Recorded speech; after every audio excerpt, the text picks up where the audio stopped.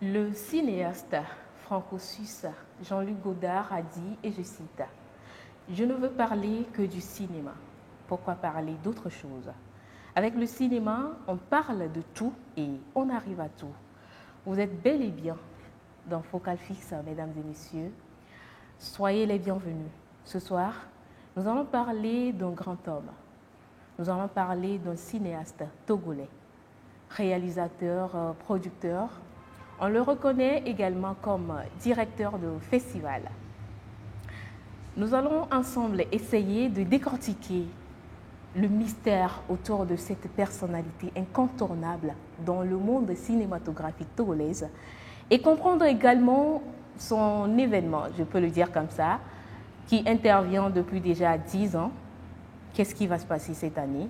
Qui sont les probables intervenants? On en parle tout de suite dans Focal Fixe.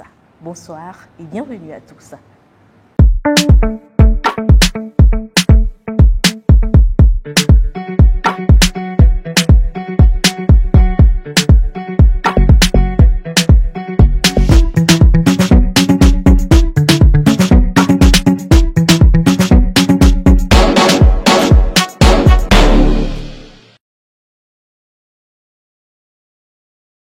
Bonsoir à tous, une fois encore, soyez les bienvenus dans votre émission qui décortique les actualités cinématographiques d'ici et d'ailleurs, les news vraiment croustillants de nos stars cinéastes préférés. Et ce soir, comme je l'ai dit, on va parler d'un grand homme. Mais avant de parler de lui comme ça se doit, avant de rentrer dans le vif du sujet, je vais laisser quelqu'un nous le présenter d'une manière ou d'une autre. Et on revient juste après.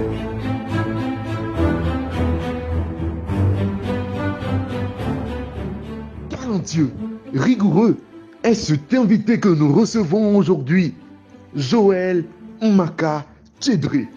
Notre invité ne laisse guère de reliquats en ce qui concerne le travail bien fait, mais n'hésite pas à prendre conseil auprès du vieillard Adjoda, car très cher, on connaît tous ce proverbe africain qui dit: ce qu'un vieillard voit coucher, un jeune homme même debout ne peut guère l'apercevoir. Il a pris goût à ses racines, goût à ses origines africaines. Et à travers son cahier à scénario, il a vu l'Afrique. Mais comme tout homme, il s'est laissé embarquer, tomber sous le charme de ces nanabins, lui et ces dames du textile qui ont pris d'assaut le grand marché et qui ont hissé haut le nom de notre capitale. Lui, Lomé la Belle, Lomé Vivina. Il a signé un pacte. Pas avec le diable, mais avec le cinéma. L'amenant à supprimer, à éradiquer toute ordure face à lui, l'empêchant de faire émerger le nom du cinéma togolais. Il n'hésite pas à retourner dans son village pour admirer et contempler la danse du feu, Timbol. Voici succinctement notre invité. Restez connectés sur la chaîne Focal Fixe 228, car notre animatrice Bénédicte Aleke lui posera des questions intéressantes, piquantes, pimpantes et palpitantes. On est ensemble. À la prochaine. On va revenir à notre invité, à la personne qui est à l'honneur aujourd'hui dans cette émission Focal Fixe. Bonsoir, Monsieur Joël Tchedré Mmaka. Bonsoir Bénédicte, merci de m'avoir invité. Avec plaisir. C'est un grand honneur pour moi. C'est la première fois que je suis sur le plateau de Focal Fixe. Je pense que c'est un grand honneur pour moi d'y être ce soir. Je suis vraiment content. Ok, merci beaucoup. Alors, nous sommes également contents de vous recevoir également. Et on veut vous connaître encore plus. On a parlé de vous, Jean-Luc a parlé de vous, mais on veut encore vous connaître encore plus. C'est-à-dire, vous allez nous parler un peu de vous. Comment est-ce que la carrière a débuté? Et aujourd'hui, vous êtes cinéaste. Merci beaucoup Bénédicte. Moi, je dirais que moi, contrairement à certaines personnes dans plusieurs métiers artistiques qui disent donc qu'ils ont commencé tout petit, moi je dirais que le cinéma, je ne l'ai pas commencé tout petit, ou c'est quelque chose auquel je n'ai jamais pensé que j'allais faire aujourd'hui. Donc moi je pense que c'est parti surtout après mon bac, quand moi j'étais presque en fin de formation dans une école formation en journalisme ici au Togo, à l'université de Lomé, plus précisément à Izika, où je finissais ma formation. Donc j'avais envie de faire du cinéma documentaire à la base, parce que je trouvais que le journalisme que j'apprenais était un peu proche du cinéma documentaire, même s'il y a des différences près. Et donc cela a été renforcé, cette envie, quand je suis passé en stage à la TVT, à l'époque en 2008.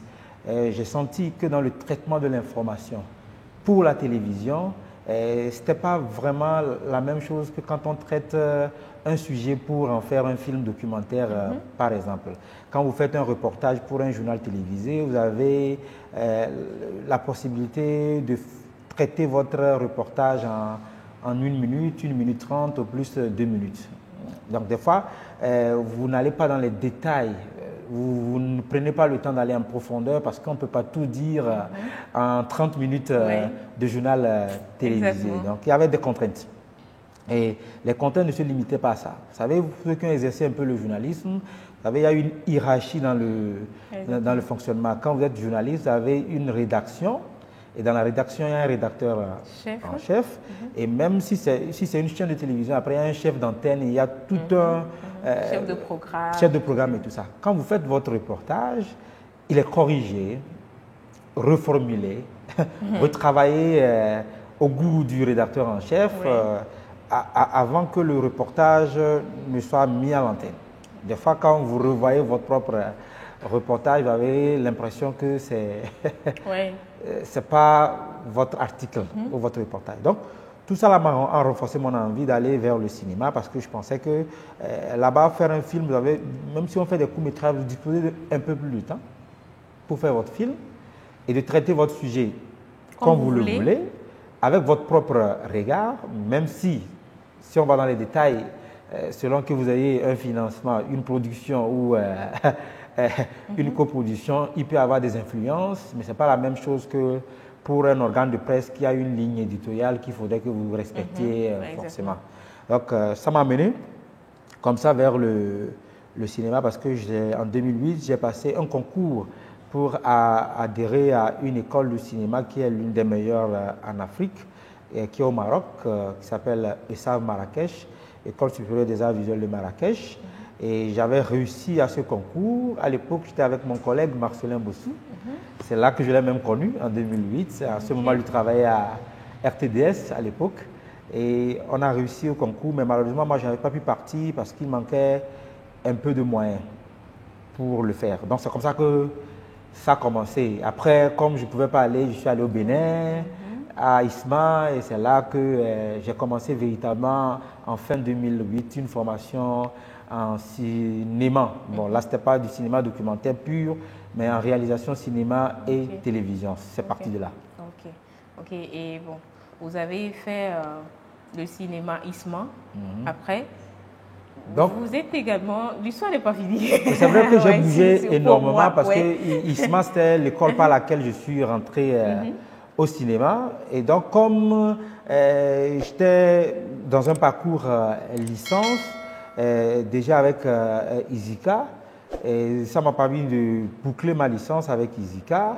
Et j'ai eu une opportunité après ISMA parce qu'il y avait une école de cinéma documentaire qui s'ouvrait à IFTIC. IFTIC, c'est une école de communication à Niamey et qui recrutait des étudiants qui allaient intégrer la première promotion du master qu'ils ont appelé le master documentaire de création. Et donc, moi, je fais partie de ces quelques rares étudiants qui ont eu la bourse à l'époque, la bourse de l'Institut français sur la base de leur profil parce que en temps, j'avais pu faire 2 ou 3 films déjà qui ont tourné dans quelques festivals. Et donc, cela m'a permis d'aller à Niamey en 2011, de faire le Master 1.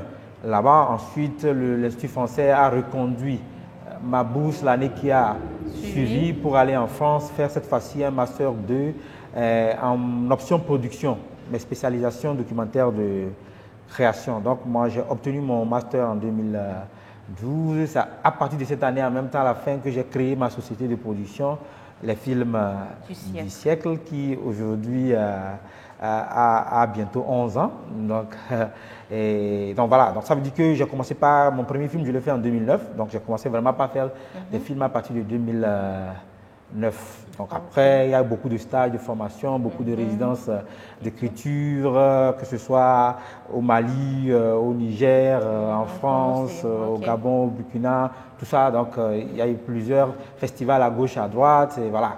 Et moi, chemin faisant, après la boîte, en 2014, j'avais ressenti un besoin.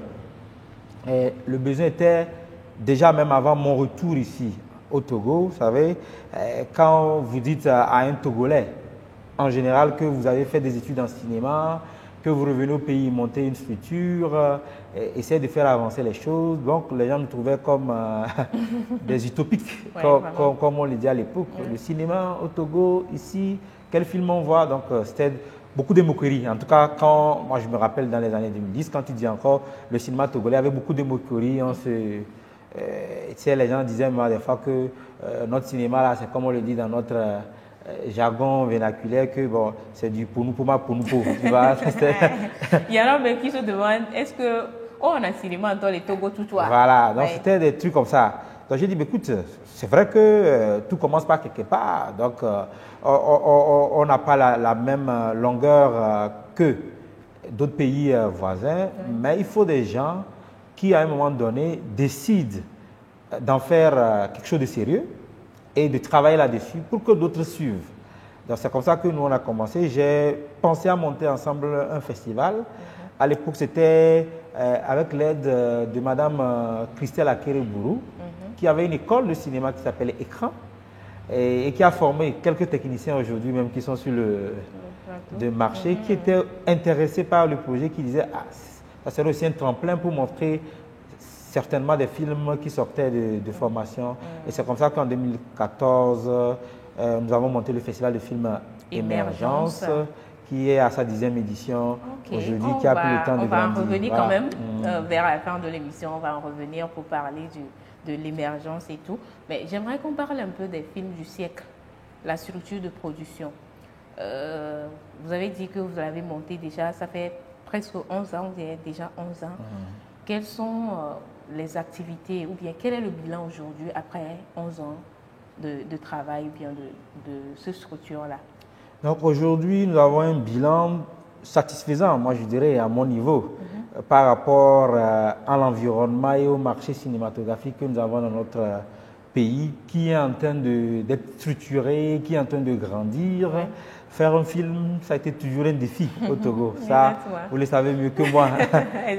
Faire un film, ça a été toujours un défi. Donc nous avons produit plus d'une quinzaine, on dirait une vingtaine de productions, dont beaucoup de courts-métrages et énormément de films documentaires aussi, parce que vous connaissez les contours. Donc les moyens nous permettaient de faire ce genre de production de manière sérieuse et bien peaufinée, et tout en continuant par développer nos projets de longs et de séries, en attendant que l'évolution qui est en train d'être faite dans notre secteur au Togo ici, à travers les tests qui sont en train d'être actés, votés de gauche à droite, on arrive un jour à avoir des moyens aussi au Togo pour booster le secteur. Donc moi j'en ai fait pas mal qui ont fonctionné. Donc l'un des films qui a très fonctionné, c'est Nana Ben, les reines du textile africain, qui a fait beaucoup de festivals, qui a eu pas mal de prix, qui a été diffusé sur pas mal de chaînes de télévision. Donc j'ai produit un film béninois qui s'appelle Okuta La Pierre, du jeune réalisateur qui est devenu producteur maintenant, Essai Aïma, qui a aussi beaucoup tourné. J'ai fait un court-métrage qui était au FESPACO, qui artistiquement aussi a beaucoup marché, qui était intitulé Pacte. Après, moi-même j'ai produit Tibol, qui était au FESPACO, qui était à écran noir. Après, j'ai le Reliquat, ça c'était le premier film. Mon premier film c'est le Reliquat, c'est en 2009, c'est le tout premier film que j'ai fait. Donc j'ai produit aussi pas mal de films. J'ai produit Anita Fachao, qui est aujourd'hui mon actuelle assistante avec qui je travaille tout le temps. Un film qui a aussi rapporté, comme moi en 2014, le Grand Prix Kodjo Bouclé au Festival international de Clap Ivoire. Donc, j'ai accompagné d'autres personnes. Donc, dernièrement, cette année, on a sorti un long métrage documentaire d'une réalisatrice togolaise, Hélène Boko. Et je m'investis énormément depuis 2020 ou même avant 2020 dans beaucoup d'ateliers de formation en production cinématographique où on accompagne des dizaines et des vingtaines de jeunes et aujourd'hui on a une vingtaine de films aussi qui sont sortis et qui participent aussi à des festivals et qui sont diffusés dans le cadre des projections du cinéma numérique ambulant dans tout le Togo. En tout cas, il y a une politique de diffusion qui est assez organisée, qui fait en sorte que les films sont énormément vus. Ok, maintenant parlons des films que vous avez déjà produits vous-même ou bien vous avez accompagné les jeunes dans la production et tout. Vous avez tout à l'heure parlé de Thibault, Le Pacte, Nana Benz. Mais vous leur parlez-nous un peu de l'inspiration derrière ces films-là. J'avoue que bon, pour moi, c'est d'avoir une surprise et un honneur que Madame le Premier ministre ait vu ce film lors de la Semaine nationale du cinéma, plus précisément le 28 juillet 2023, parce que ce n'était pas prévu au programme.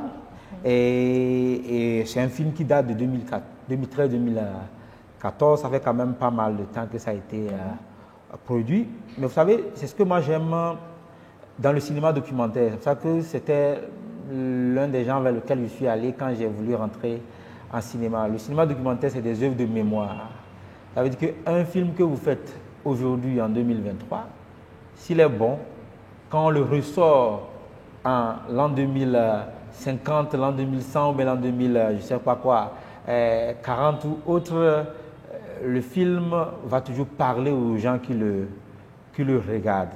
Quand vous faites un film documentaire, c'est comme vous saisissez, c'est comme une photo, hein, vous saisissez l'instant présent que vous pouvez raconter ensuite dans les années à venir. Donc moi, l'idée de ce film est partie de quoi? Les Nana Benz, tout le monde sait qu'elles sont célèbres par leur histoire, on connaît tous ce qui a été raconté. Elles ont été très riches, c'est les premières milliardaires, presque les premières femmes milliardaires africaines.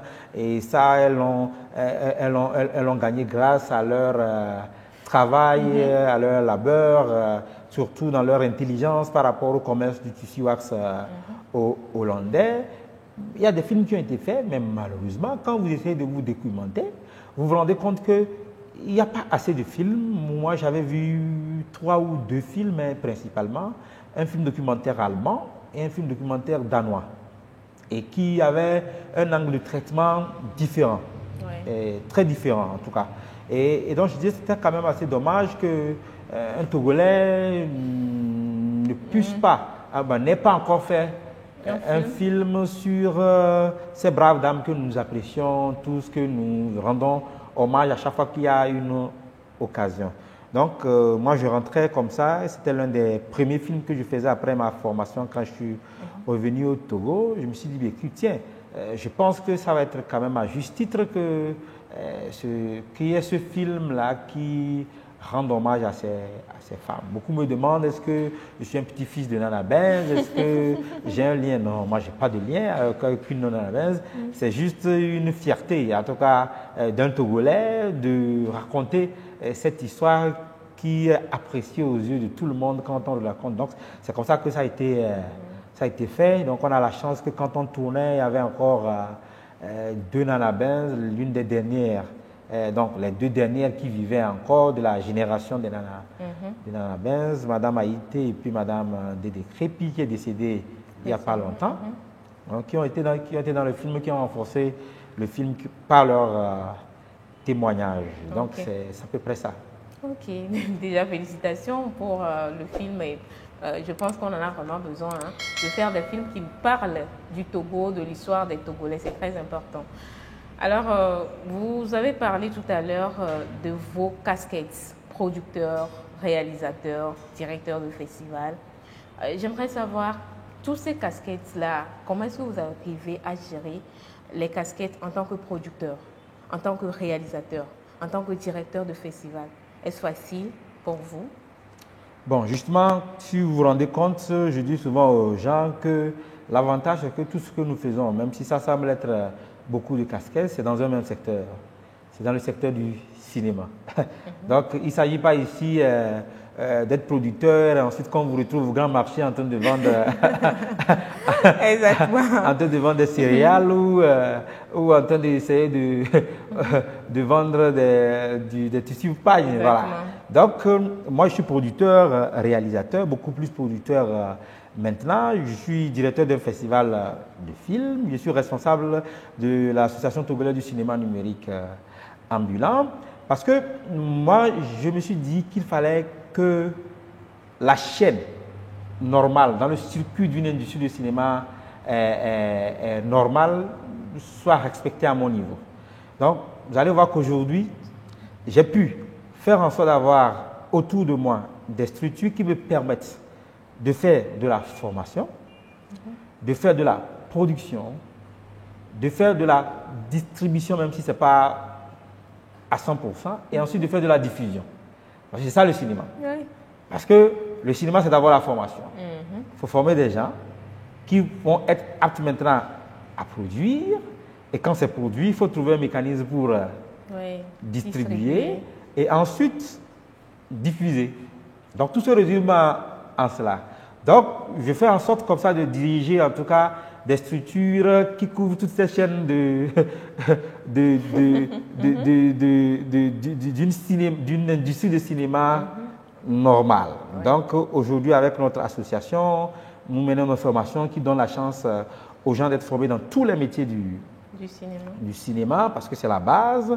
Et avec la structure de production audiovisuelle, on produit les meilleurs parmi eux qu'on décèle à gauche, à droite, qu'on essaie d'accompagner. Et avec encore l'association, on a le festival qui est là, qui est une plateforme géniale de diffusion de films, pas que des films que nous produisions, des films que nous produisions, des films togolais, des films africains, et l'association togolaise du cinéma numérique ambulant qui fait une diffusion ambulante du cinéma un peu partout au Togo. Peut-être qu'à la longue, il faudrait penser à monter une chaîne de télévision et une chaîne de radio, pourquoi pas. Ouais. Ok. Alors, parlons de la formation des jeunes passionnés ou cinéastes. Comment ça se fait au niveau de la formation? Est-ce que les jeunes arrivent à s'intéresser à la chose quand vous lancez les appels à formation et tout? Vous voyez cet engouement-là autour des jeunes. Et comment ça se passe exactement? Parce que on voit déjà qu'il y a plusieurs types de formations, beaucoup de formations au Togo. Alors, quelle est la particularité de vos formations? Bon, moi, déjà, quand j'étais moi-même étudiant, en tout cas, moi, j'ai toujours eu mal avec plein de formations. Mon problème avec les formations, c'est que nous avons beaucoup de formations théoriques qui vous donnent des outils intellectuels qui vous permettent de tenir dans une discussion cinématographique, mais quand on vous met à l'épreuve, ce n'est pas évident. Donc, c'est pas évident. Donc, j'ai un peu observé tout ce que fait les écoles de cinéma sur place. Je voulais monter quelque chose qui vienne soutenir tout ce travail difficile parce que, vous savez, les écoles de cinéma, ça coûte un peu cher parce que entretenir une école de cinéma, c'est une question de grands moyens. C'est vous qui le connaissez, c'est vraiment une question de grands moyens. Moi qui ai fait l'Europe, une année scolaire en Europe, vous êtes entre 7 000 et 13 000 euros. Entre 7 000 et 13 000. Vous êtes dans les millions? Vous êtes dans les millions. En tout cas, vous êtes entre 4 millions et, disons, 7 millions de francs CFA pour vous faire former à l'année dans les métiers de cinéma et pour intégrer des écoles de renom. Vous voyez déjà, ce n'est pas évident parce que le cinéma, c'est considéré comme un art honoré de toutes les façons. Parce que c'est l'un des secteurs les plus honoreux si on veut classifier les arts. Oui. Et c'est comme ça, une caméra, on sait combien ça coûte, une caméra professionnelle ou du matériel de son professionnel. Donc, moi, j'ai voulu faire un travail qui va être un travail qui vient compléter ce que les écoles de cinéma font en mettant en place un système d'accompagnement. Moi, j'appelle souvent nos formations des stages. Ce n'est pas forcément des stages? Oui, je les appelle des stages parce que je ne les considère pas comme une vraie formation en tant que telle. Des stages qui permettent au fait à tous ceux qui arrivent de pouvoir avoir une formation pratique. Ça veut dire quand tu as une formation pratique, parce que il y a beaucoup de personnes qui ont cherché à faire des stages chez moi dans la structure, les films du siècle. C'est souvent compliqué que j'accepte des stagiaires et j'essaie de leur expliquer pourquoi. Parce que rien ne sert de prendre un stagiaire et qui vient rester du matin au soir, de 7h à 18h, à faire quoi? À manger, à la pause, à regarder des films et à partir le soir sans travailler. Ou bien, je ne vois pas à quoi ça sert. Donc, quand un stagiaire il vient, il faudrait qu'il y ait une production. Et c'est sur la production que quand la personne elle part, elle se dit que je suis venu en stage. Elle peut venir pendant la préparation d'un tournage ou pendant un tournage ou à la post-production. Là, quand elle sort au bout de 1 mois, 2 mois, 3 mois de stage, elle est sûre d'avoir appris quelque chose. Et donc, c'est pour ça que nous avons pensé à monter ces ateliers depuis 2020, qui sont des ateliers purement pratiques.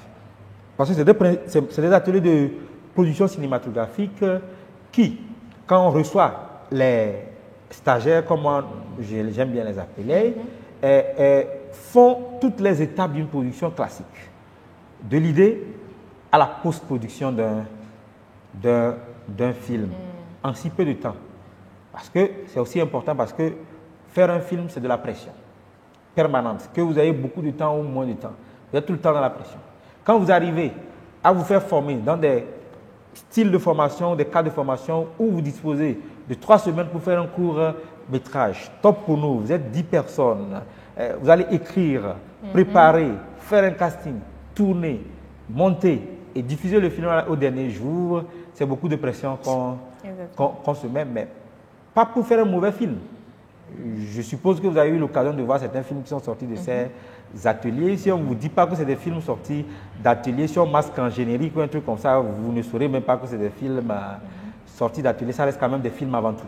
Il y en a qui raclent déjà des prix. Voilà, donc ça reste quand même des films avant tout. Parce qu'un film reste un film, qu'il soit fait dans un cadre scolaire, dans un cadre professionnel, dans un cadre, donc je ne sais pas quoi, un film reste un film. Il faut qu'il y ait une histoire et que l'histoire soit bien racontée en images et en son. Donc je dirais que la différence de nos formations, c'est que c'est des formations assez pratiques, très pratiques, qui fassent en sorte que quand vous venez, vous touchez au matériel et vous avez l'occasion de travailler avec certains professionnels du milieu avec qui vous partagez une aventure où vous sortez avec une expérience de plus. Ok.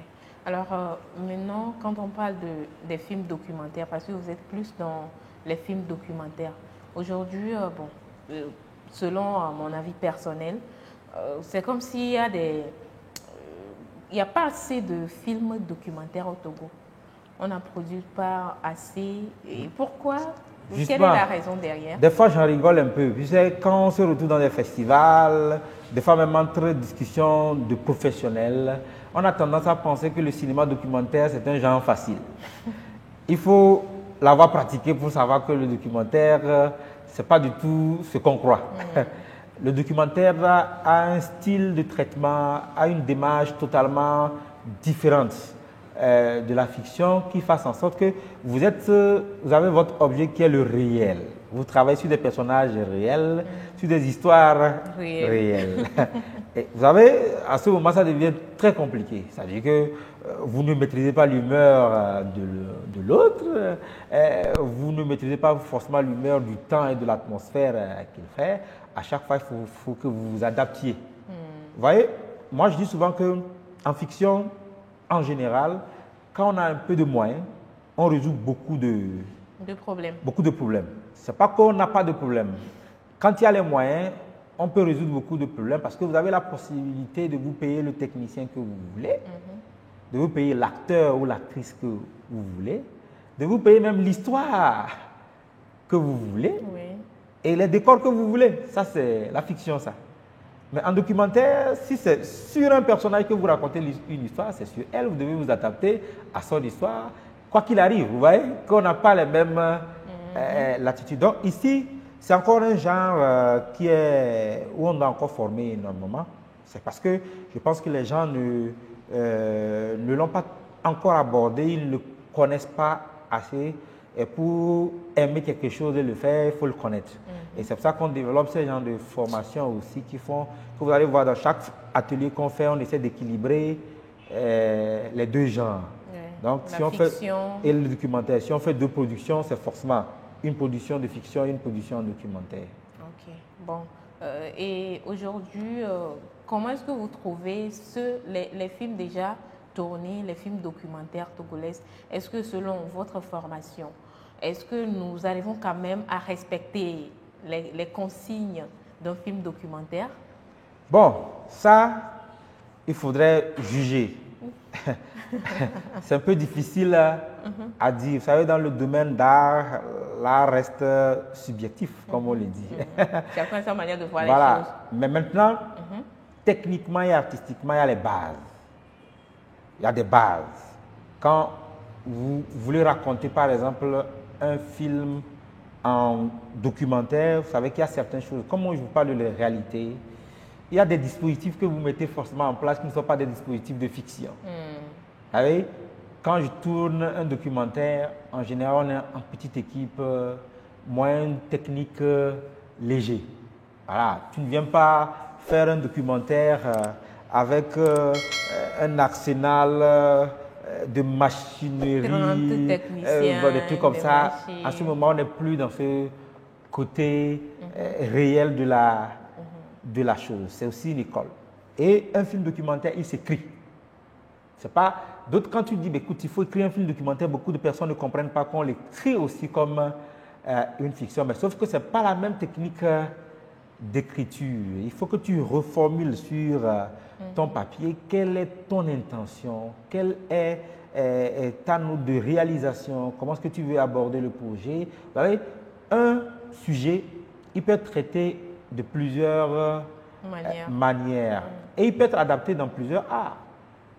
Si je prends par exemple l'histoire de Nana Benz avec le film que j'ai fait sur les Nana Benz, un chanteur, King Messad avait chanté les Nana Benz, c'est aussi un hommage rendu aux Nana Benz, mais en chanson, vous voyez.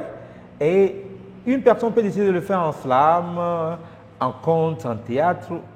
À partir du moment où vous décidez de le faire en film et que c'est en documentaire, vous devez vous définir quelle est la démarche que vous voulez suivre. Est-ce que c'est un film où vous prenez un personnage, c'est une Nana Benz, c'est la dernière qui vivait, Madame Crépy, je fais le portrait de Madame Crépy, et à travers Madame Crépy, je raconte l'histoire des autres. Ça, c'est une option. Ou bien, est-ce que je fais un film historique? Je vais chercher des archives à gauche, à droite, à l'INA, les photos qui existent, et je raconte toute leur histoire. Ou est-ce que je décide tout simplement d'aller prendre une petite fille ou une fille de Nana Benz et qui ensuite, à travers elle, je raconte l'histoire de sa maman et des autres. Vous voyez que là, déjà, sur le même sujet, on a plusieurs. Et ça, c'est que, en tant que réalisateur, vous l'avez défini sur votre papier, la démarche à suivre. Et sur le même sujet, vous racontez plusieurs films. Et ça, il faut l'avoir écrit, pensé et développé. Et moi, je fais un film sur la ville de Lomé, Lomé la Belle. Et ce film, par exemple, j'ai choisi de montrer la ville de Lomé sur ses plus belles facettes. Ça, c'est ce que moi j'ai choisi. Donc, si vous voyez le film, c'est bien cadré avec les plans de drone, avec un commentaire qui valorise la ville de Lomé. Mais au même moment, si vous allez sur YouTube, vous verrez un autre film qui dit Lomé, la ville fantôme. Une ville fantôme, comme ça. Quand vous voyez, c'est presque les mêmes réalités que nous filmons. Mais quand vous allez voir les images, vous n'avez pas l'impression que c'est la même ville que je filme. Donc, c'est ça un film documentaire aussi. C'est selon votre intention, votre regard, votre point de vue, vous l'écrivez et vous vous orientez. Et ça, c'est des techniques que nous essayons d'apprendre à nos jeunes frères qui sont intéressés, même s'ils ne sont pas nombreux, et qui commencent peu à peu à être intéressés. Parce que beaucoup viennent dans nos ateliers, ok, bon, je viens juste découvrir, après je dis, ah tiens, je ne savais pas que c'était aussi passionnant, et finissent par rester. Voilà. Ok. Bon, nous allons aller en pause et on va revenir pour la suite de l'émission.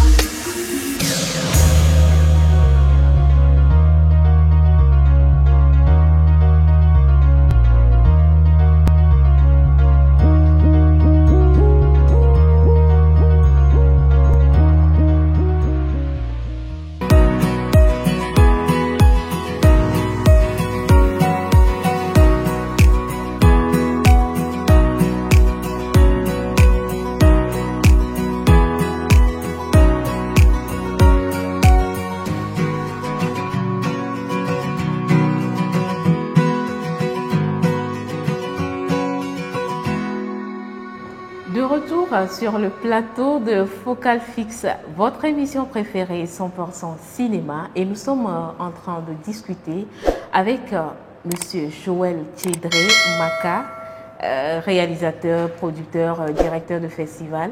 Il est en train de nous expliquer beaucoup de choses que peut-être nous ne savons pas en matière de documentaire, festival et tout. Donc je vous invite à continuer par partager, à continuer par liker. Abonnez-vous, invitez vos amis à s'abonner, surtout, c'est important pour ne rien rater de cette émission et de nos prochaines émissions à venir.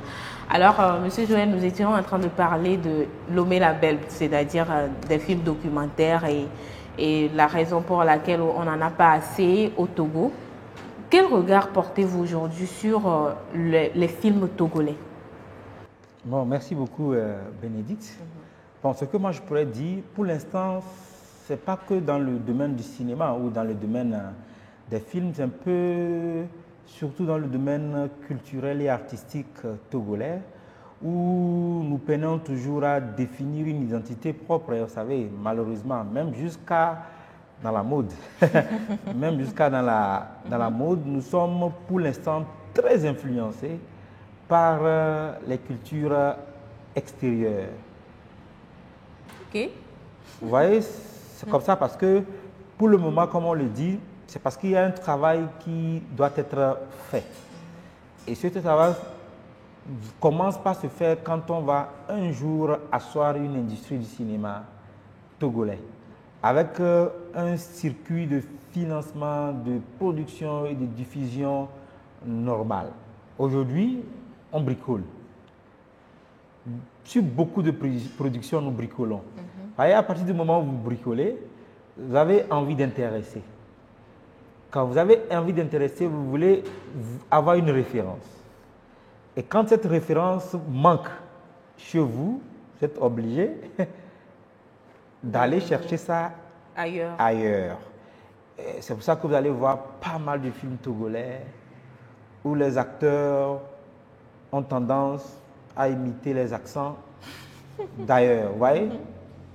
On dit choco un peu, on veut parler un peu comme les Blancs ou comme les Ivoiriens ou comme des personnes ailleurs parce que pour le moment, c'est ce que nous consommons. Oui. Ou dans le traitement, dans la façon de raconter l'histoire, on veut la raconter un peu comme des films ghanéens ou donc comme des films nigérians parce que c'est ce qui nous inonde pour le moment. Donc moi je pense que c'est tout ce travail que nous sommes en train de vouloir faire. Et j'ai estimé moi que le combat devrait, à mon avis, commencer par tous ces programmes de formation que nous sommes en train de mener. Vous allez voir, si vous avez l'occasion de voir quelques films que nous avons produits, on met en valeur des histoires qui touchent les Togolais, des accents togolais, des décors togolais, et qui fassent en sorte que quand ça va commencer par grandir, parce que forcément ceux qui sont de pratiquer aujourd'hui, qui nous suivent et qui reviennent dans des ateliers ou qui sont avec nous sur des projets de production, au bout d'un moment, qu'ils acquièrent ça dans leur tête parce que c'est eux qui vont être l'avenir du cinéma togolais, qui comprennent que la référence n'est pas forcément la Côte d'Ivoire, le Burkina ou ailleurs. On apprend toujours de l'autre pour améliorer ce qu'on fait et non copier l'autre. Donc, c'est ce que moi, je fais un peu comme constat et je pense que c'est ce qu'il faut améliorer. Et moi, je ne critique pas ceux qui le font. Ils le font parce qu'ils n'ont pas de formation, ils n'ont pas eu cette éducation et parce qu'il n'y a pas pour le moment suffisamment ces occasions où ils ont des moyens et ensuite qu'ils ont été formés pour savoir comment orienter. Quand il y a un vide, quand il n'y a pas de capitaine, chacun essaye de piloter ou de conduire le bateau comme il peut. Exactement. C'est un peu ça, à mon avis. Ok, bon, on a un peu parlé de vos points de vue sur les films documentaires également et les films fiction en général. On va revenir vers vous parce que ce soir, on est en train de parler de vous et rien que de vous. Alors, vous avez commencé le cinéma, comme vous l'avez dit, après le bac, il y a eu un parcours et tout. Mais dans certaines, je ne sais pas, familles, il y a un refus, c'est-à-dire que les parents refusent que leurs enfants fassent la culture, rentrent dans le domaine de la culture. Est-ce que ça a été votre cas également? C'est-à-dire, quand vous voulez faire le cinéma, les parents refusaient, non, on ne veut pas et tout? Non, non, non, non. Moi, je pense que j'ai eu plutôt beaucoup de chance. Moi, je n'ai pas eu affaire à cela. En ce qui concerne mes parents, moi, j'étais orphelin de père assez tôt. Donc, avant que je ne prenne cette décision, c'était plutôt ma maman qui était là. Elle n'a jamais été opposée à cela. Au contraire, elle a dû payer assez cher certaines écoles à gauche, à droite. Là, vous avez de la chance, hein? Parce que ce n'est pas des écoles qui coûtent comme des écoles ordinaires. C'est plutôt elle qui a essuyé plutôt des critiques d'autres membres de famille qui disent à ton fils pourquoi il aime des options compliquées, ne prend pas des options facile, ordinaires que tout le monde connaît. Pourquoi c'est lui toujours qui doit être ici en train d'étudier, là-bas en train d'étudier, des trucs comme ça. Donc moi, je n'ai pas eu affaire à ce problème. Et ce qui me permet sur cette question de revenir sur quelle politique on a aujourd'hui de notre secteur culturel, artistique et cinématographique. C'est tout ça le problème. Quand un parent veut que son enfant fasse la médecine, ou quand un parent veut que son enfant fasse le droit, c'est parce que, ou soit pilote d'avion, un truc comme ça, c'est parce que dans la tête ingénieur, parce que dans la tête du parent, il a une assurance que c'est des métiers qui existent et qui peuvent ramener des revenus à leurs enfants. Donc, pour le moment, regardez même comment notre culture, pour l'instant, c'est maintenant que ça évolue. Depuis ces dernières années, l'État a compris, l'État réorganise la culture, l'État est en train de faire des tests, l'État éjecte de l'argent, l'État soutient des événements et des artistes. Et il y a quelques exemples. Moi, je reviens toujours sur la musique que je cite tout le temps. Il y a de cela 15-10 ans, la musique togolaise était un peu comme ce que nous sommes en train de dire sur le cinéma.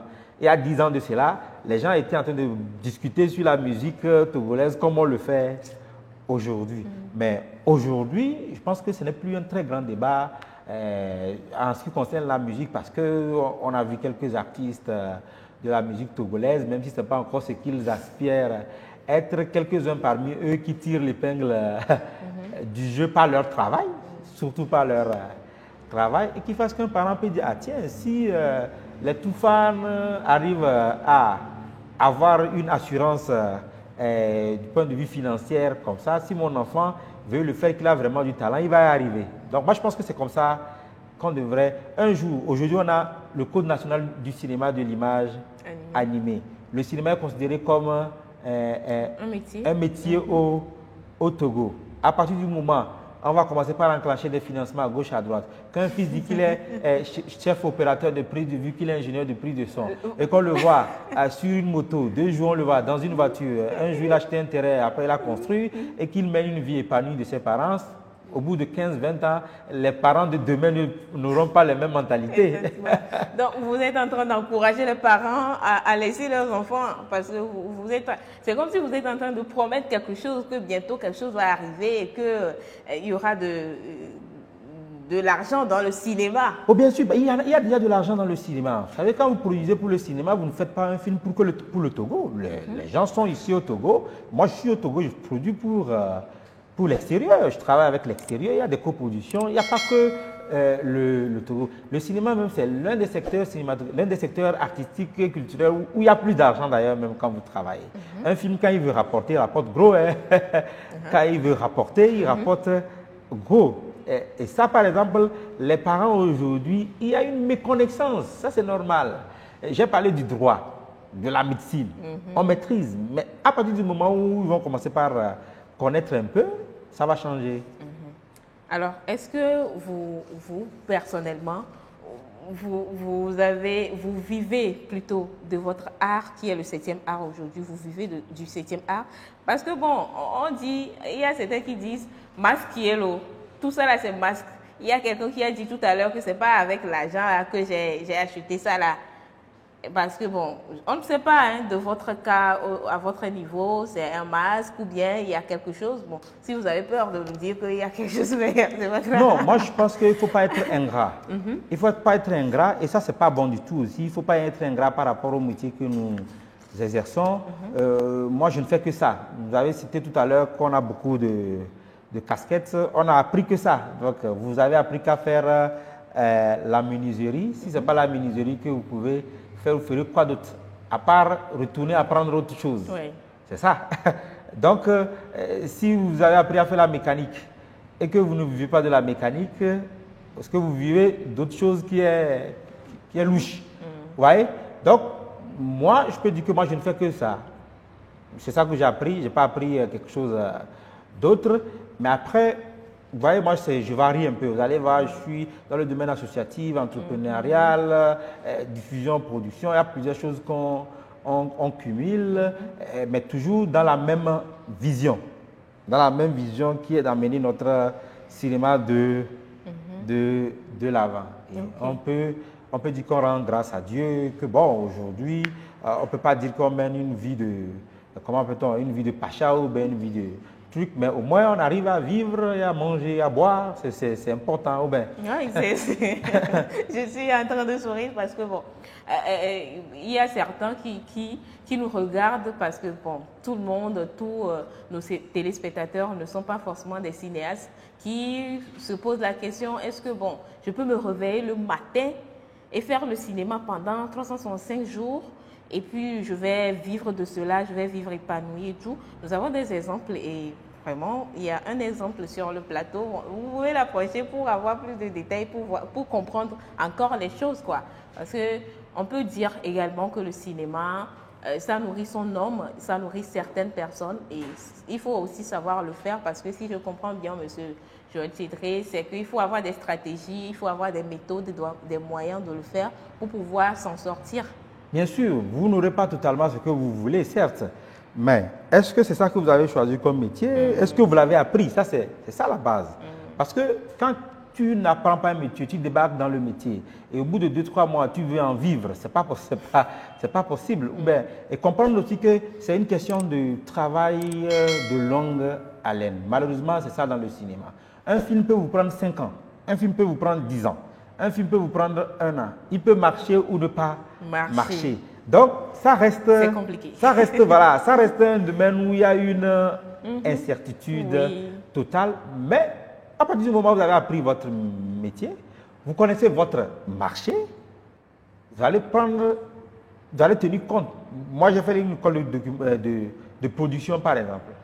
Vous allez voir, nous faisons partie, au fait, nous, des producteurs togolais ici, même si on ne produit pas mal de produits. Vous allez voir qu'on n'est pas très productif. On ne sort pas 50 films par mois, 50 films par tel. C'est toute une stratégie aussi qu'il faut faire. Tu n'es pas sûr d'avoir des moyens pour te lancer dans une production, tu ne te lances pas. Moi, j'ai toujours été contre des acteurs ou des techniciens qui se pointent chez toi et qui te plaignent que telle personne m'a appelé pour tourner et elle m'a proposé 3 000 par jour, elle m'a proposé 5 000 par jour, ou elle n'a même pas payé. Mais vous n'y allez pas. Aujourd'hui, dans notre métier, on dit il faut qu'on vous présente un contrat. Il faut que dans le contrat, vous validez le contrat. Il faut qu'on vous verse une avance ou un truc comme ça. À partir du moment où vous n'avez pas cela, vous ne faites pas. C'est clair. Ou vous êtes producteur, vous ne pouvez pas appeler un technicien, c'est difficile, on n'a rien, des trucs comme ça. Et donc, vous le faites ou vous ne le faites pas. C'est deux choses. Pourquoi vous estimez que vous êtes producteur, vous voulez produire un film qui va porter votre structure, votre nom, un truc comme ça, alors que vous n'avez pas les moyens pour le faire, donc vous n'êtes pas producteur. Vous êtes conscient de la situation du Togo déjà, qu'il n'y a pas les moyens, donc on veut faire quelque chose en tant que producteur, il faut faire quelque chose. Non, mais tout ce que j'essaie d'expliquer, il ne faut pas faire quelque chose pour faire. Voilà. Donc, si ça va me prendre 1 an pour réunir des moyens et faire un film où j'estime que de toute façon les gens ne seront pas suffisamment payés comme il le faut, qu'ils aient au moins quelque chose, mais je prends 1 an pour le faire. Okay. Mais je ne sais pas si on se comprend. Oui, oui. Je ne sais pas si on se comprend. C'est-à-dire que vous vous définissez comme producteur comment? Si vous n'êtes pas capable de faire manger même des techniciens ou de faire manger une équipe sur un plateau. Ou bien? Là, c'est un producteur qui parle. Hein? Oui, bon. Donc, c'est ça. Parce que moi, quand moi j'ai l'occasion de faire des masterclass, j'explique aux gens. On ne se lève pas pour être réalisateur, on ne se lève pas pour être actrice, on ne se lève pas pour être producteur, etc. Vous êtes producteur, certes.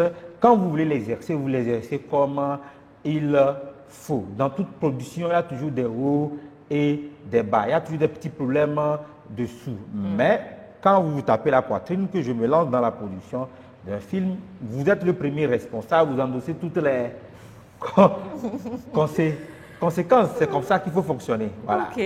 Ok. En tout cas, j'espère que les producteurs, vos collègues producteurs, bien les aspirants producteurs, ont pris bonne note de ce que vous êtes en train de dire quand même. Parce que bon, on en a écouté déjà. Mais le vrai problème, il y a des acteurs et il y a des techniciens qui veulent prouver. Ça aussi, c'est le véritable problème dans nos pays là. Qui veulent prouver comment? Qui veulent faire, qui veulent prouver. Donc, du coup, j'ai envie de faire quelque chose, donc je peux prouver. Et donc, vous bradez vous-même. Vous bradez vous-même. Donc, voyez, vous ne respectez pas les règles qu'il y a à faire. Parce qu'on dit, OK, c'est le casting. Tu sais, moi, je suis d'accord pour un acteur. Quand tu l'appelles, dit, je suis à tel montant. Tu en as ou tu n'en as pas. Je veux le faire, je ne veux pas faire. Tu veux faire des compromis ou pas. On le fait. On ne pas le faire, on le fait. Il faut discuter franchement. Si ça vous plaît, vous le faites. Si ça ne vous plaît pas, vous ne le faites pas. À quoi ça sert que quelqu'un vienne sur un plateau, surtout pour un technicien ou pour un acteur, et il estime qu'il n'est pas payé à sa juste valeur, c'est mal parti pour votre projet de toutes les façons. Donc quelqu'un, il ne vous le dira pas, mais il va venir saboter votre projet en quelque sorte. Donc je pense que c'est des petits détails qu'il faudrait voir. On est capable de le faire, on n'est pas capable de le faire. En général, on n'est pas capable, on fait des compromis. Ou bien, on fait des compromis, c'est aussi ça être un producteur. Tu appelles les gens, tu joues franc jeu avec eux, voilà mes moyens, voilà ce que je peux faire, et on sent une confiance et on vous accompagne, c'est comme ça. Ok. Bon, déjà, vous êtes un exemple dans la production aujourd'hui également. J'aimerais aussi savoir quelque chose, c'est que, est-ce que aujourd'hui dans le domaine du cinéma, vous avez une référence, quelqu'un bien qui vous inspire dans ce domaine-là, au Togo d'abord et à l'international? Bon, au Togo, si vous permettez, je parlais peut-être de 2 personnes en les catégorisant. En allant un peu plus en arrière, je vais citer une personne que beaucoup ne connaissent pas et qu'on devrait connaître parce que souvent, même dans les écoles de cinéma où j'interviens, quand je parle de lui, tout le monde ouvre les yeux. C'est qui a fait le premier film togolais? C'est la question. On va faire court aujourd'hui. C'est qui a fait le premier film togolais? Parce que tout commence par là. Ça, c'est quand même, quand on rentre dans l'histoire du cinéma togolais, le premier film togolais a été fait par quelqu'un, mais qui vit aujourd'hui et qui est un monument normalement pour nous, jeunes cinéastes, qu'on devait enseigner à tous les cinéastes. Il s'appelle Jacques Dokokou. Et Jacques Dokokou, il vit encore. On le connaît tous, mais on ne savait pas. Personne ne sait. Il a fait le film en 1976. Le film s'appelle Kwami.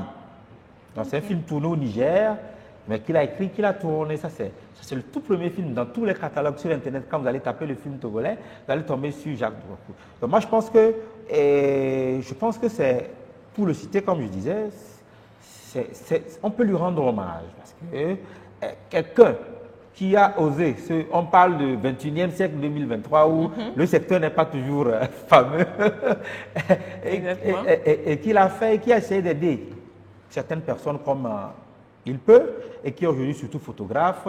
Je pense que c'est quand même normal que je le cite, ne serait-ce que pour que les gens chassent et qu'on se dise encore qu'on a encore à apprendre de lui, parce qu'il a encore là un excellent photographe, parce qu'il s'est consacré à la photographie. Après avoir fait le film. Maintenant.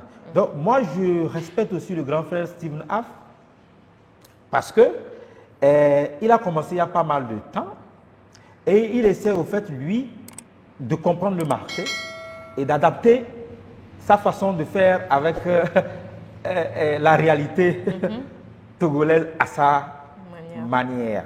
Quelque chose que moi, je ne pourrais pas faire. Vous voyez, par exemple, on n'a pas les mêmes parcours, les mêmes... Moi, je suis plutôt formé comme producteur, il y a peut-être des règles, tu n'as pas de moyens réunis, c'est pas comme ça, tel, tu ne te lances pas, tu ne le fais pas. Tant que tu n'es pas sûr que ça ne rapporte rien financièrement ou ne serait-ce que du point de vue de visibilité, tous on ne s'engage pas. Mais aujourd'hui, il en est à son 3e long métrage, je ne sais pas si je ne me trompe pas, et il n'a jamais fait de court métrage de sa vie, et il fait partie de ceux qui croient encore éventuellement à la naissance de cette industrie au Togo ici, et qui fait des films. Quand vous les regardez, vous sentez qu'il y a pas mal de moyens qui ont été éjectés dedans. Ces moyens ont été réunis où et comment, c'est là le secret. Donc, je pense que, bon, c'est des points qu'il faut souligner, c'est important. Ok, bon, côté Steve Naff, on a compris, mais côté, par exemple, Monsieur Jacques Dokorkou, c'est le fait qu'il a fait un film, le premier film togolais, qui vous inspire, ou bien c'est parce que, bon, il a fait quelque chose particulièrement dans ce film-là qui vous intéresse? C'est à partir d'une ancienne corde qu'on tisse une nouvelle corde. C'est quand on fait des couches là, il faut savoir, c'est anodin, mais c'est important. C'est-à-dire, nous, on a encore la chance d'avoir notre monument. Les Sénégalais, quand tu vas leur parler, ils te diront Samben Ousmane. Quand tu vas voir les Burkinabés, ils te diront Idrissa Ouedraogo ou des trucs comme ça. On a aussi un père, n'est-ce pas? On a aussi un père qui est le premier à faire du cinéma et qui connaît ces personnages-là, les Idrissa Ouedraogo, les Samben Ousmane. Mais nous avons eu une réalité qui est différente des réalités des autres pays, qui fait qu'aujourd'hui, Jacques n'est pas peut-être à la place de Samben ou n'est pas à la place d'Idrissa ou autre. Donc, c'est justement vers ça que moi j'ai dit, ça devait être au fait une référence pour nous tous en disant que dans notre pays, quelque part, un jour, quelqu'un a décidé de faire un film qu'il a fait. Ou bien. Et maintenant, à l'international et tout, il y a des gens qui vous inspirent également? Bon, à l'international, il y a pas mal de cinéastes, ils sont nombreux, je ne pense pas qu'on puisse citer, mais moi je dirais que moi, celui qui m'inspire directement, qui j'essaie de copier, pas copier ou d'emboîter les pas, c'est Gaston Kaboré. Gaston Kaboré du Burkina Faso. Donc, Gaston Kaboré, il a fait quelques films, il a écrit certains bouquins, et depuis un moment, Gaston Kaboré a compris qu'il fallait qu'il se mette de côté lui-même et qu'il monte des initiatives qui vont aider tous les autres à monter. Donc, il a créé son centre qu'il appelle Imagine à Ouagadougou, qui est un vrai tremplin de soutien, de formation, d'accompagnement. Et il essaie, quand il peut, d'être présent dans les événements cinématographiques à gauche, à droite, au Burkina, à l'international, partout pour accompagner les jeunes cinéastes burkinabés. Et moi, je pense que c'est vraiment un exemple, parce que le partage, vous savez, on n'aura pas tous ce don de... cette qualité ou ce don de partager. Exactement. Ça fait un peu, c'est quelque chose qui est un peu rare au Togo quand même. Au Togo quand même.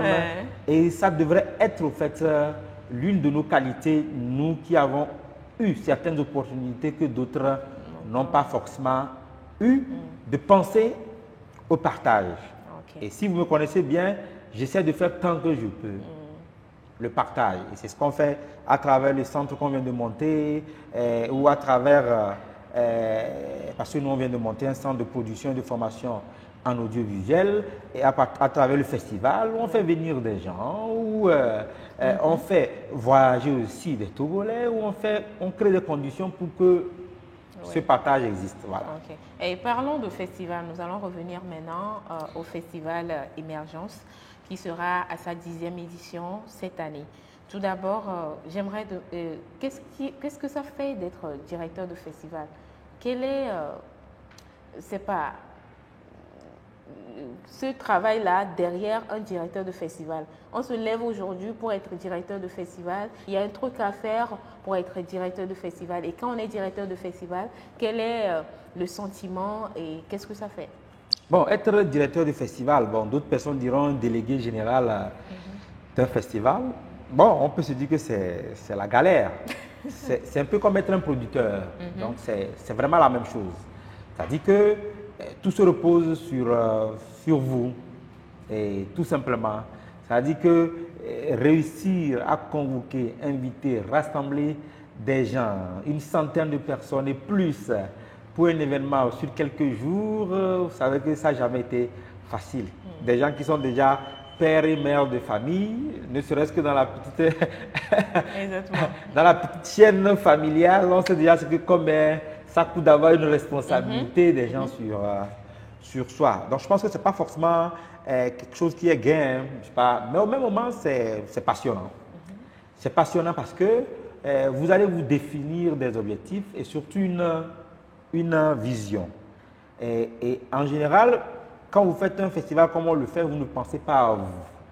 C'est ça qui est la particularité. En tout cas, c'est ce qu'il faut qu'on se mette dans la tête. Okay. Les gens essaient de créer des festivals, des initiatives, des événements. Vous ne pensez pas d'abord à vous. Moi, si je reviens sur la genèse du festival Émergence, oui. Et pourquoi même Émergence? Parce qu'il y avait une mentalité au Togo. La mentalité, c'est que le cinéma n'existait pas. La mentalité, c'est qu'on n'était pas un pays de cinéma et qu'on ne pouvait pas faire du cinéma. Voilà. Et donc, en ce moment, on s'est dit, écoute, tiens, il y a un besoin. Il y a un travail à faire. Qu'est-ce qu'il faut mettre en place et qui peut contribuer à créer une industrie? Ah tiens, ça peut être, quelqu'un par exemple dirait que je ferai quoi, une chaîne de télévision, je ferai une radio ou je ferai un tel. Je trouvais qu'un festival, c'est un tremplin où il y a la rencontre des gens qui viennent d'ailleurs et des gens qui viennent d'ici. Tous, au bout d'un moment, ils vont tisser des collaborations, des connaissances et tisser un tissu, un petit vivier qui va permettre aux Togolais de sortir, aller travailler sur d'autres projets ou d'avoir des réseaux qui les permettent de faire des choses. Exactement. Donc, moi, je pense que c'est comme ça que moi, je réfléchis, en tout cas en étant directeur du festival. Et vous trouvez des moyens. Ça, c'est tout le temps. Hein, c'est quand tu finis cette édition, c'est parti encore pour la prochaine édition. Il faut travailler à fidéliser ses partenaires parce que pour le succès d'un festival, le plus important, c'est de réussir à fidéliser les partenaires, que vous ne vous retrouviez pas chaque année à renégocier. Et pour acquérir cela, c'est jamais évident. Il faut que l'événement soit à la taille de ce que les partenaires attendent. Il faut qu'à chaque nouvelle édition, qu'il y ait une innovation. Ouais, créativité, une innovation. Et ça, c'est que il faut que ça grandisse. Ce que vous avez fait la première année, ce n'est pas ce que vous faites la troisième année ou la cinquième année ou la 10e année. Okay. Et donc, tout ça là c'est des choses qu'il faut endosser comme responsabilité, comme pression pour un directeur de festival. Ok. Maintenant, pour cette 10e édition, quelle est la particularité? Pour cette 10e édition, la particularité, moi je dirais qu'il y a une principale qui me réjouit. Là, nous essayons depuis un moment de monter ce qu'on appelle un laboratoire de développement de films. Et cette année, qu'on va appeler Émergence Film Lab, et le laboratoire de développement de films, c'est vraiment des rencontres sur une petite période allant de 5 à 10 jours où on réfléchit. On amène des gens beaucoup plus expérimentés, où on réfléchit ensemble sur les pistes qu'il faut avoir pour orienter l'écriture de son film. Et on vous donne des outils. Quand vous sortez de ce laboratoire, ça vous permet maintenant d'avoir des éléments pour évoluer sur votre long métrage. Donc, pour cette édition, on va avoir la première édition d'Émergence Film Lab qui va accueillir 12 jeunes auteurs, réalisateurs de films documentaires et de fiction qui vont travailler sur 5 jours sur leur projet de film et qui ont à faire un pitch à la fin du festival, le soir avant la clôture, devant 3 autres personnalités, M. Laurent Koussiri, qui est le directeur d'acquisition de Canal+, Madame Mouna, Ndiaye qui est une actrice célèbre du cinéma et Steve Naff qui est un réalisateur très connu. Et il y aura 3 prix. Donc, au sortir de la formation de Emergence Film Lab, il y aura 3 prix. Il y aura un pitch et au cours du pitch, il y aura 3 prix. Donc, il y a 2 prix Canal Plus et un prix de Daek Production de Steven Afa gagné. Voilà. Donc, c'est à part tous les autres programmes qui sont des programmes qu'on ramène, le laboratoire de création de courts métrages qui est déjà à sa 3e ou 4e édition, même sur le festival, la nuit du court métrage qu'on fait déjà depuis un bon bout de temps. Donc cette année, on a la nuit de la série, je voulais dire. La nuit de la série africaine qu'on a depuis un bon bout de temps. Mais cette année, on va avoir la nuit du court métrage qui va être la nuit où on va restituer les films qui sont produits dans le cadre du laboratoire de développement, du laboratoire de création du court métrage. C'est des petits trucs comme ça qu'on innove. Et il y a aussi une particularité que je me dois de souligner. Nous avons aussi la chance que le Palais de Lomé, qui est un centre d'exposition artistique avec son parc qui pour le moment n'a pas encore reçu un événement cinématographique, accueille pour la première fois le festival de film Émergence. Donc il y aura une visite touristique et une projection au Palais de Lomé. Ok, donc voilà à peu près. Maintenant, pour les films qui seront sélectionnés, c'est-à-dire les films qui vont arriver, on a vu que vous avez sélectionné des longs métrages togolais, il y a des catégories et tout ce qui va avec. Est-ce que les jurys, c'est les mêmes jurys avec l'Emergence Film Lab ou bien les jurys là sont différents et tout? Les jurys sont différents. Il faut dire que les films ont été déjà sélectionnés. Ça, c'est depuis longtemps. Donc, nous avons 32 films en compétition qui proviennent de 11 pays, je crois, dans le Togo. Et donc, si je fais bonne mémoire, on doit avoir 7 prix à décerner. 7 prix à décerner pour des films en compétition avec un jury international qui est totalement différent des autres jurys. Donc, il y a un jury international composé du Togolais Daniel Achali, qui est un expert du cinéma d'animation. Donc, on a un ingénieur de son français qui vit au Togo, plus précisément Sokode, Florent Thuillet, qui est aussi membre du jury. On a un des critiques de cinéma sénégalais qui est aussi membre du jury, et un réalisateur béninois qui est aussi membre du jury, un producteur ivoirien. Donc, vous voyez, c'est un jury très varié qui a la lourde charge de décerner les 7 prix environ. Et ils sont différents du jury qui va décerner le prix du meilleur projet à l'issue du pitch qu'on va organiser après Emergence Film Lab. Ok. En tout cas, j'espère que nous avons pris bonne note dans nos agendas. En quelques minutes, rappelez-nous la date et s'il y a quelque chose que nous devons savoir également pour pouvoir venir et tout. Les gens sont à l'écoute. Et donc, il faut souligner, et ça je le dis à gorge déployée, que nous sommes à la 10e édition. Donc, 10 jours, c'est pas 10 ans, c'est pas 10 jours. Et donc, nous avons voulu faire des choses en grand.